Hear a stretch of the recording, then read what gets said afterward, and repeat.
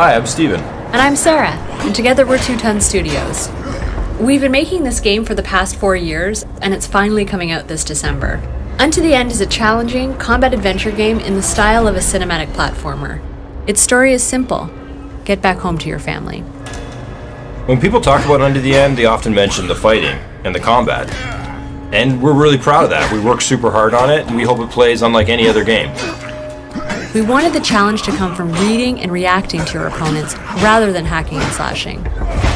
So the advice we give is to stay calm and make the most of every opportunity, since fights can be won or lost in 2 or 3 hits.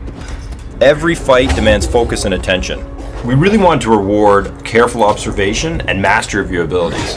Whether you approach a fight by surprising an opponent with your dagger, ducking under one of their attacks, faking them out, shoulder bashing, or taking advantage of friendly fire. We also designed this mode called Combat Assist. It gives you more time to read and react while still offering a challenge. It was also important for us to have alternatives to fighting. So some difficult combat encounters can be completely avoided by using or trading items rather than going in sword first. The environments you move through, the items you find, they all give you clues as to what the different characters want. But you might inadvertently make an encounter more difficult if you use the wrong item at the wrong time. And then there's characters that just don't care enough to fight you if you run away. They might have been protecting their territory and just felt threatened. By not rushing into combat, you give yourself a chance to learn more about the characters and their relationships with each other. A lot of these ideas came from Sarah and me wondering, how would you communicate with creatures you share no language with?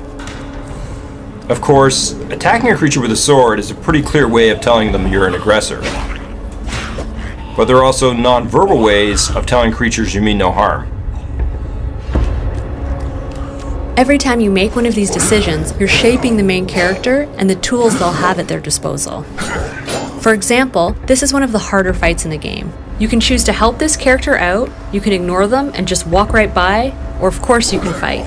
You'll actually get different items based on what you do, and those items will impact later encounters. We did all this because we wanted the world to feel alive and bigger than the main character. We're really proud of these moments. We think of them like difficulty settings built into the gameplay that also serve as inflection points which shape your adventure. These things you can really only do in a video game. They create an adventure built from your actions. And that's what Sarah and I think is really special about games. Thanks so much for watching. Unto the End will be out this December. And we can't wait to hear about your experience playing it.